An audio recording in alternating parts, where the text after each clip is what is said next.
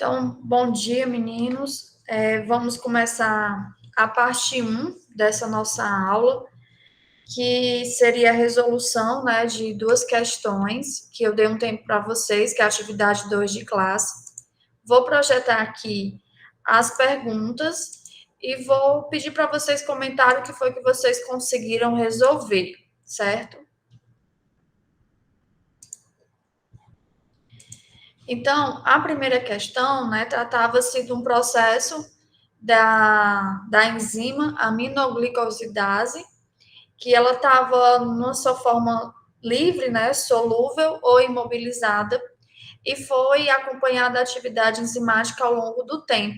Aí perguntava qual seria a meia-vida dessas duas formas que se encontra essa enzima e qual seria a mais estável, que tem a maior estabilidade a 80 graus Celsius. E aí, como vocês resolveram? Alguém quer citar como, mostrar como foi que fez, um raciocínio? Se quiser, eu posso parar de apresentar e vocês colocarem. Vamos aqui debater, porque próxima semana já é nossa avaliação.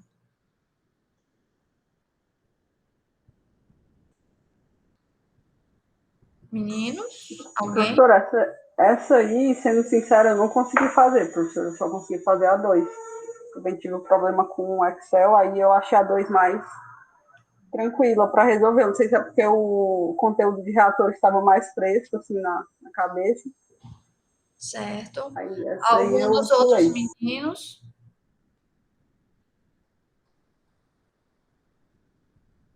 Ítalo, Cícero, ninguém, Álvaro, Dominique. Ninguém teve uma dica de como resolver? Então vamos nós. Então, aqui, meninos, foram dados os dados de atividade ao longo do tempo, né?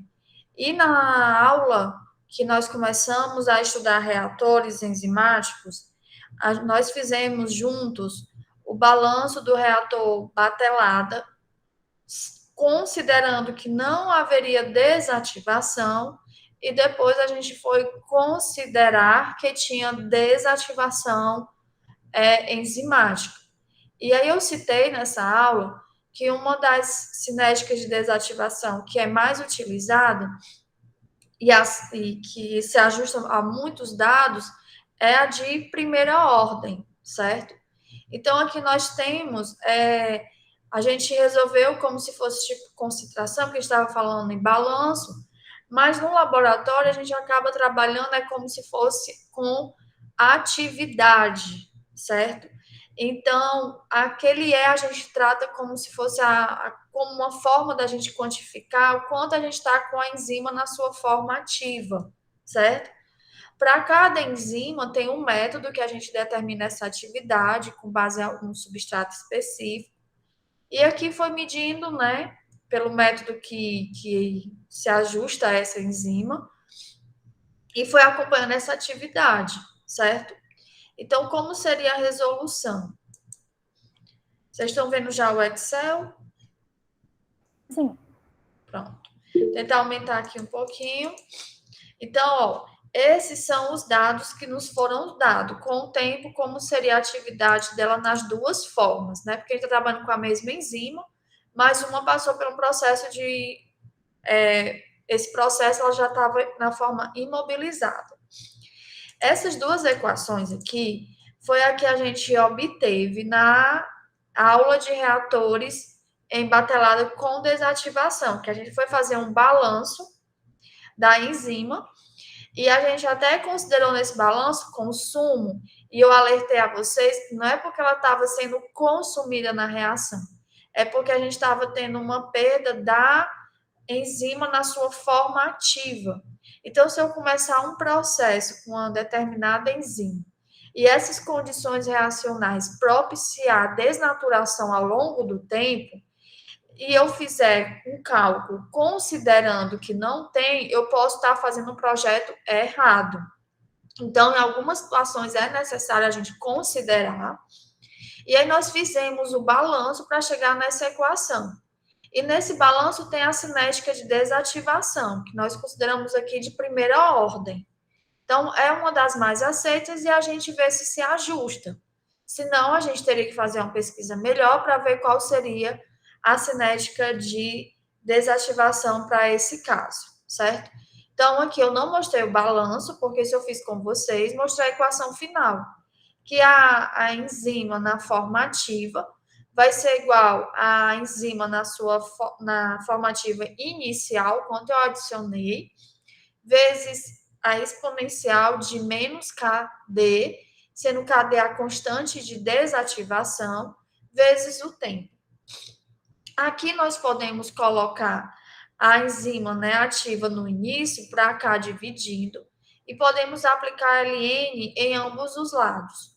Com isso, nós obtemos essa equação, que é ln da enzima, né, o quanto nós temos na sua forma ativa, dividido pelo quanto a gente tinha no início, igual a menos KD vezes T.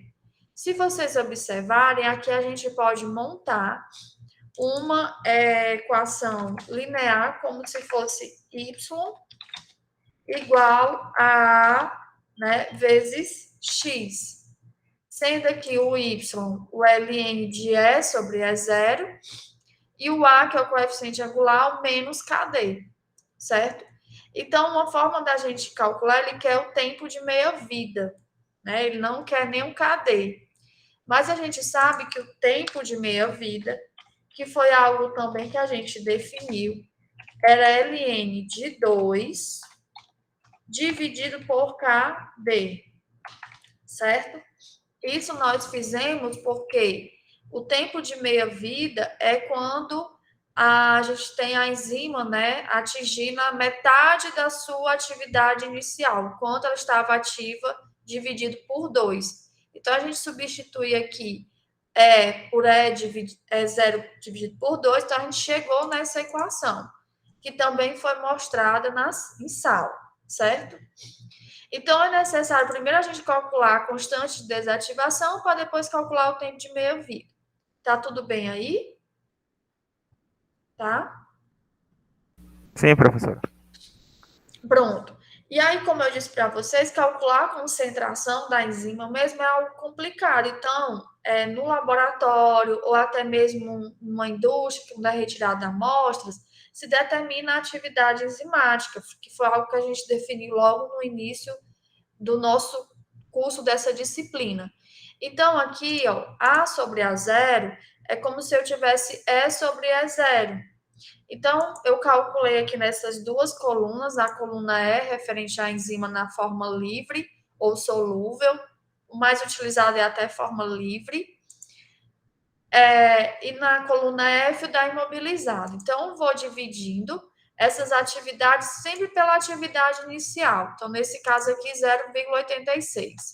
Então, 0,86 e vou vendo, né, que está essa razão diminuindo, porque ela está perdendo atividade enzimática, catalítica. Aqui a mesma coisa eu fiz com a enzima na forma imobilizada, só que vai ser dividido, né, a atividade por 0,45. Por quê? Em algumas situações, quando a gente imobiliza, ela perde consideravelmente sua atividade. Vocês vão ver isso quando a gente estiver na aula de imobilização. Então, aqui foi diminuindo. E aí, para poder usar essa linearização que a gente fez a partir do balanço, considerando cinética de primeira ordem, a de desativação, calculei ln de A sobre A0, que é como se fosse ln de E sobre E0, para ambas as formas que a enzima se encontra. Então, tá aqui, certo? Então, aqui eu já tenho os valores, né, para poder montar o gráfico que eu trouxe para cá, porque eu não sei porque meu Excel não estava reconhecendo quando eu só escolhi algumas colunas. E traçamos aqui, né, o gráfico de ln de A sobre A0 versus o tempo, que é esse daqui. E aí, essa curva com os símbolos na cor azul está representando a enzima na sua forma livre, solúvel, e esse vermelho na sua forma imobilizada. E aí eu fui e pedi a equação da reta para ambos. Se vocês observarem, aqui nós estamos com R² bem próximo de 1, Então, tudo indica que a cinética de desativação pode ser modelada pela uma de primeira ordem. E quando eu fui pedir essa equação, eu solicitei que o coeficiente linear fosse zero, devido aqui, né, a gente não tem um coeficiente linear. Então, por isso é que eu marquei a opção do coeficiente linear ser igual a zero. Então, aqui o coeficiente angular, né, a gente viu que é menos KD. Então, para o caso da enzima solúvel, o KD deu 0,0298 minutos a menos 1. A unidade do KD para uma cinética de primeira ordem é tempo a menos 1. Já para a enzima imobilizada, o KD deu 0,0054 minutos a menos 1. Com isso, com o KD, nós calculamos o tempo de meia-vida, que seria o ln de 2 dividido por esse KD. Então, no caso da enzima livre, solúvel, deu 23,26 minutos, já que foi essa unidade de tempo que nos deram os dados experimentais. Já para a enzima imobilizada, nós temos aí um tempo de 128,36 minutos, certo? Então, essa daqui era a questão, e aí a gente observa que a enzima imobilizada, ela tem um tempo de meia-vida bem superior, né? Se a gente fizer aqui uma divisão desse por esse, ela é 5,5 vezes, né, mais estável em relação a ter um tempo de meia-vida maior do que a enzima na sua forma solúvel, que é o que se espera, né, ao imobilizar uma enzima. É tentar aumentar a sua estabilidade operacional e facilitar o processo de separação, né, que é a recuperação dessa enzima e possivelmente ser reutilizada, certo? Que, inclusive, fazendo um adentro, alguns de vocês que eu já corrigi quase todas as atividades 1, hoje eu já vou disparar esses comentários e notas, erraram, né, a primeira questão ao afirmar que as enzimas são facilmente separáveis, né, do meio reacional. Então, ela na sua forma livre é difícil, então tem que usar cromatografia, é caro, então às vezes tem que fazer um eletroforesians para identificar. Então, isso é um motivo aqui de mobilizar, certo?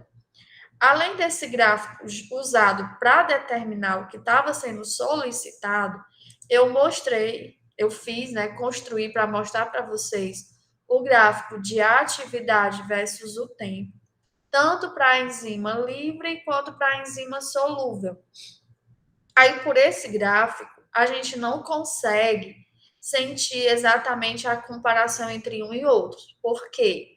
Porque a enzima livre, ela começa com uma atividade bem superior à enzima imobilizada. E aí a escala, né, do eixo acaba atrapalhando a gente verificar. Eu até nem comecei do zero para não ficar ainda mais, né, difícil da gente visualizar. Então, geralmente, quando nós queremos comparar ou as enzimas, a mesma enzima de diferentes formas, ou imobilizada em diferentes suportes, ou até mesmo como é mais estável uma enzima de uma fonte microbiana ou de outra, nós construímos um gráfico de A sobre A0, porque está comparando sempre ela com a sua atividade inicial. Então, se vocês observarem aqui, quando eu calculo essa atividade residual, meninos, 1 minuto aqui, porque só 1 minuto meu nariz está escorrendo.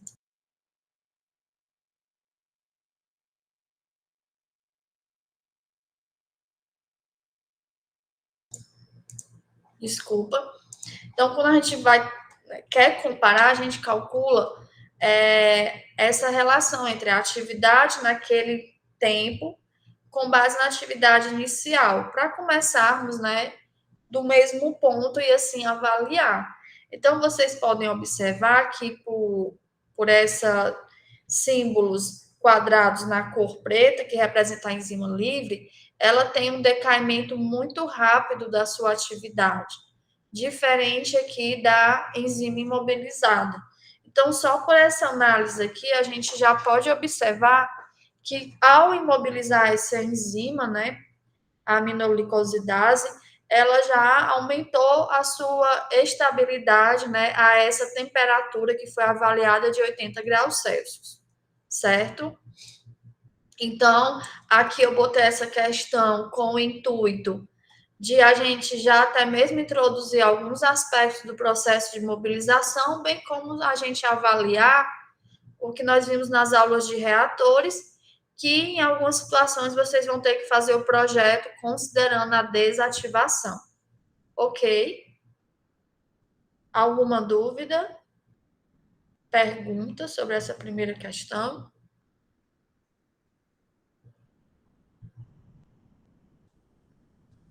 Tá tudo bem aí, meninos? Alguém fala comigo para eu não chorar aqui sozinha? Professora, Tá tudo bem. é só um comentário. Quando eu vi a tabela, a gente poderia já ter dito que a imobilizada, o tempo de meia-vida ia ser maior, só olhando que os dados não variam muito? Sim. Aqui só por esse perfil você já poderia dizer que ela vai ter um tempo de meia-vida maior do que a enzima livre. Só em avaliar assim. A gente só não ia ter o número, né? Mas sim. Aqui acaba que mascara um pouco, né? A gente, eu começando com 0,86, a outra com 0,45, como será isso? Então, por isso que eu preferi construir o gráfico com os dados da forma que foram e como a gente vê. Então, até quando for na aula, eu mostro para vocês resultados publicados em artigos, que é dessa forma que se avalia mais, sempre comparando com a atividade inicial. Porque geralmente a gente tem uma perda de atividade ao imobilizar. Aí, quando tiver na aula, eu vou mostrar para vocês os motivos, certo? Ok? Então, vamos para a segunda questão. Vou voltar para o PDF, certo? Aí eu vou pedir para vocês comentarem como foi que vocês fizeram. E aqui já se trata, né, de um projetozinho pequeno para a gente calcular o tempo de residência de um reator PFR, em que vai acontecer, né, uma reação catalisada por uma lipase que vai quebrar alguns lipídios. Aí a gente nomeou aqui, né, esses lipídios por P. E essa reação foi catalisada, né, ocorreu num reator de 5 litros, PFR.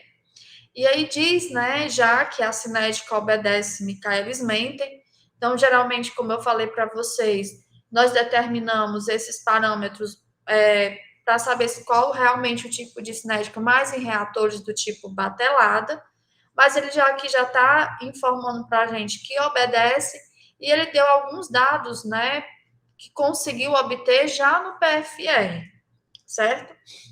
E aí, o que foi os dados? Foi a condução em 4 concentrações de substrato inicial diferentes, de 0,12 até 0,96 mol por litro, e ele deu a vazão molar de saída do produto, né, o P aí de lipídios. E ele deu, né, em milimol por hora. Então, quanto foi? Aí, a primeira coisa que ele pede, porque a gente precisa desses parâmetros cinéticos para colocar no modelo e assim ir para o projeto, é os parâmetros de Michaelis-Menten. Aí, por favor, alguém comenta como fez? Tipo assim, a rotina de cálculo. Também, se quiserem mostrar, eu paro de apresentar e vocês podem também mostrar.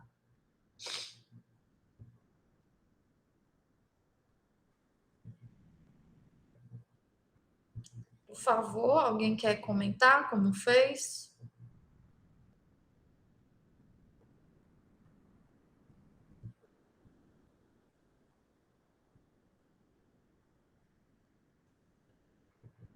Ninguém? Podem falar o que vocês fizeram, meninos. Aqui a gente está para aprender. É até bom que vocês vão falando o que vocês fizeram, que caso tenha alguma coisa errada, a gente puxa, isso aqui não pode ser feito por isso. Não quero que vocês sempre respondam. Até eu estou aprendendo junto na disciplina, vamos. Alguém quer dizer a rotina de cálculo? Tá, não sei se está certo. Tá, Eu fiz o gráfico, eu montei o gráfico no Excel de Michaelis-Menten e peguei a equação linearizada e calculei o Vmax e o Km. tá. E aí Pode pelo gráfico, eu acho que obedece Michaelis-Menten, tipo, pela curva do gráfico. Isso. Ótimo. Aí, o que foi que você fez, Ana, com esses dados? Você já, do jeito que eles estavam aqui, você já dividiu, fez um sobre eles? Ou você fez alguma coisa antes? Pronto, eu fiquei em dúvida.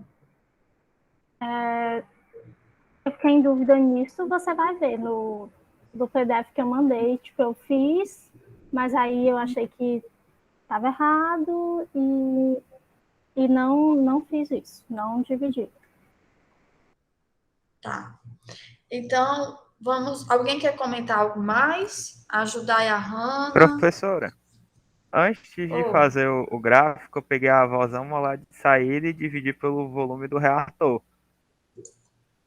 isso, para poder ter dados em velocidade, não é isso? exatamente. Aí, Pronto. aí, Pode continuar. aí desse jeito eu calculei o inverso da concentração do substrato e o inverso da velocidade que eu descobri. Aí eu fiz a plotagem do 1 sobre o V igual a 1 sobre o S. Que o coeficiente angular seria o Km sobre o V máximo e o linear seria 1 sobre V máximo. Pronto. Então, ótimo. Então, meninos, eu puxei justamente isso de vocês, né? Que uma coisa que eu quero que chamar a atenção é justamente os dados, né, de entrada, certo? Aqui nós temos concentração e temos vazão. E quando a gente vai montar a cinética, a gente tem que ter dados de concentração do substrato e velocidade. E aqui ele está dando vazão, milimol por hora. E nós sabemos que a velocidade é uma unidade de concentração por tempo, né? Então, aqui teria que ter sido dado milimols dividido por litro ou ml ou qualquer outra unidade de volume vezes hora, certo? Então, a primeira coisa que vocês tinham que fazer era pegar esses dados e dividir pelo volume do reator para a gente ter dados de velocidade, certo? Então, aqui a gente, dividindo isso aqui, 1 sobre a vazão, a gente não vai estar com 1 sobre velocidade, que é o que nós utilizamos no processo para determinar os parâmetros cinéticos, tá? Certo? Então, eu vou mostrar primeiramente para vocês o item A e depois eu vou puxar como é que vocês responderam o item B e o C. Então, aqui no item A, certo? Vou aumentar aqui um pouco. Então, aqui eu fui, copiei do próprio PDF que eu enviei para vocês, a concentração de substrato, né? Acabei não colocando aqui, mas está em mol por litro, mas deixa eu lá conferir, só um minuto. Mol por litro, ok? Aqui é a vazão do produto. Aí aqui eu já comecei a determinar a velocidade. O volume do reator é 5 ml, né? Então, aqui, para poder ficar em litros, já que a concentração do substrato está em litros, eu coloquei, né, dividindo por 0,05 litros. Aí a gente ficou com milimol, né, por litro hora. Aqui a gente poderia trabalhar com esse milimol, mas a gente tem que ter cuidado quando for para o balanço do reator. Eu preferi, né, aqui passar para mol. Então, daqui para cá, dividir por 1000 para passar para mol. Se vocês quisessem não passar, aqui vocês trabalhariam, mas teriam que ter cuidado com as unidades aqui dos parâmetros, tá? Então, prestar atenção na unidade, se vocês já sabem que é muito importante. Então, aqui fiquei com V representado mol por litro hora. E aí fiz agora sim que eu tenho a velocidade que dessa coluna eu fiz 1 sobre S versus 1 sobre V, certo? E aí nós traçamos o gráfico de 1 sobre V vezes 1 sobre S, que eu não sei porque eu não estou conseguindo colocar os eixos aqui dentro bonitinho do gráfico, mas eu estou colocando aqui para a gente ficar corretinho. E pedimos, então, a regressão linear, que deu um R aí quadrado igual a 1, né? Então, com isso, como vocês comentaram, tanto o Hanna quanto acho que foi o Lucas, ou foi o Lucas ou foi o Guilherme, acho que foi o Lucas. Da equação de Michaelis-Menten na forma linearizada, né? Aqui eu até coloquei o que eu tinha já escrito no PDF. Então, a gente tem que 1 sobre V máximo é o coeficiente linear, né? Então, o V máximo vai ser 1 sobre o coeficiente que a gente obteve aqui. Então, deu 2,38 aproximadamente, mol por litro hora. E o Km é o coeficiente angular vezes o V máximo. Então, tá aqui, que deu aproximadamente 1,56, né? Arredondando aí para 2 casas, mol por litro. Então, esse era o item A. Ok? Alguma dúvida? Não? Então, vamos voltar para a pergunta. E se quiserem comentar, vocês podem me atrapalhar, tá? O item B, ele já citava que a gente tinha uma concentração inicial desses lipídios, né? De 0,075 mol por litro, é a concentração que estava sendo alimentada no reator. E qual seria o tempo de residência necessário para obter uma concentração de saída de 0,0375 mol por litro? Como foi que vocês executaram, então, o item B?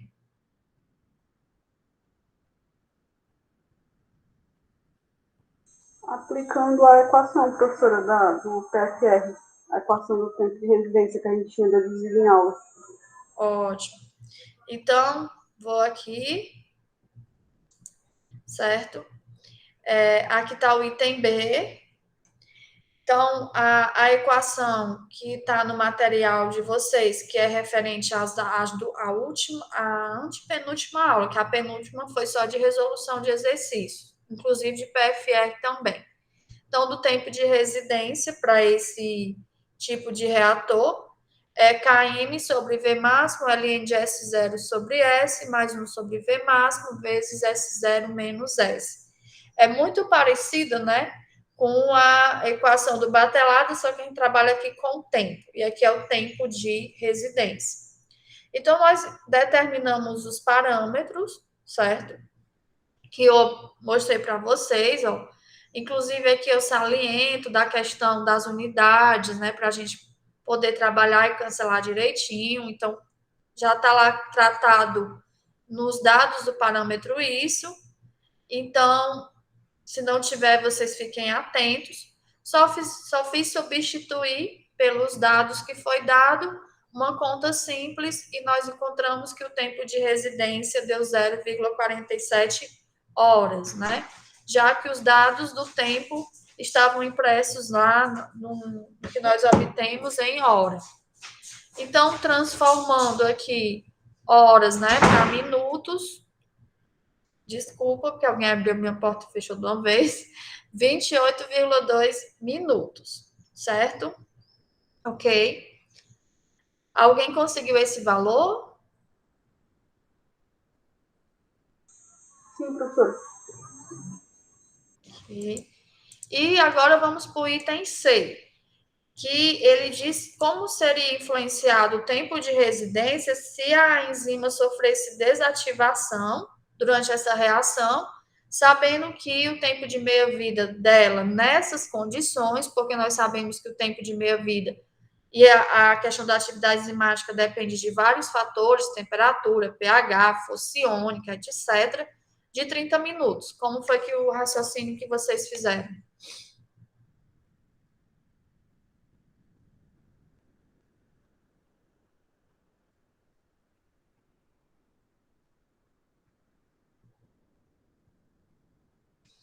Alguém quer comentar algo? Primeira coisa que deve ter feito.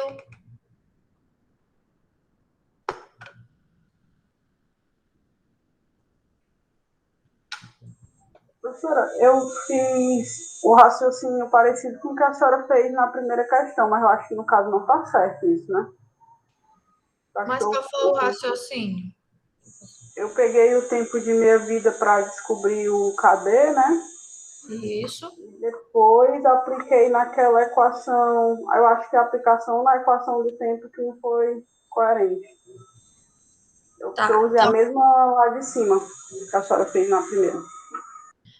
Então, o início do raciocínio está correto. A primeira coisa que nós temos que fazer quando tem desativação é calcular as constantes envolvidas nesse processo de desativação. Como não falou qual é o tipo de desativação, a cinética, a gente considera de primeira ordem, que é aquela equação que nós trabalhamos na primeira questão. Então, a primeira coisa é usar esse tempo de meia-vida, certo? Para calcular. Então, olhem aqui, né? Aqui eu perdi o subscrito. E aí, consideramos, né, que de primeira ordem, a gente calcula, temos o tempo de meia-vida, vamos calcular o KD, certo? O tempo de meia-vida ele expressou que era 30 minutos, que dá 0,5 horas. Isso porque os nossos parâmetros estão em hora, então é preferível que a gente trabalhe com KD em horas, né? E se depois no final podemos expressar em minutos. Então, o KD aqui deu 1,386 hora menos 1, ou 1 sobre hora, certo? Então, essa é a primeira coisa. Talvez alguma questão que já deu o KD e não precise vocês calcular, mas se for dado tempo de meia-vida, é necessário primeiro fazer isso, certo? Aqui já seria a equação que eu mostrei para vocês. Então, eu apresentei, né, uma equação que relacionava o tempo de residência num processo com desativação comparado com o processo sem desativação. É a equação que está lá na aula, também de PFR. Aqui eu só já manipulei e substituí, né, o tempo de residência. Lá eu uso linha, ou às vezes uso zero, para denominar aqui sem desativação. Aqui fica a critério de vocês. Como linha ia dificultar digitar aqui, em algumas situações. Então, é só substituir, né? A gente já tem o tempo de residência sem desativação, calculamos o KD, então seria uma conta simples, e aí nós obtemos um tempo de residência de 0,76 horas, que transformando para minutos dá 45,5 minutos.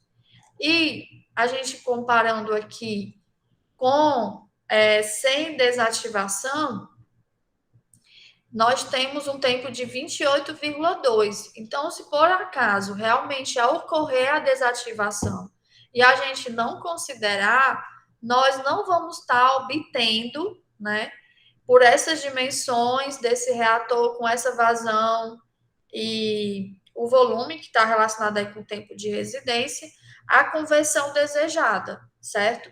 Porque olha aqui, tem uma diferença de aproximadamente 20 minutos, né? Então, é um tempo considerável aí, certo? Entenderam? Sim? Voltando para a questão. Então, alguma dúvida, meninos, dessas duas atividades? Gostaram? Para treinar um pouco?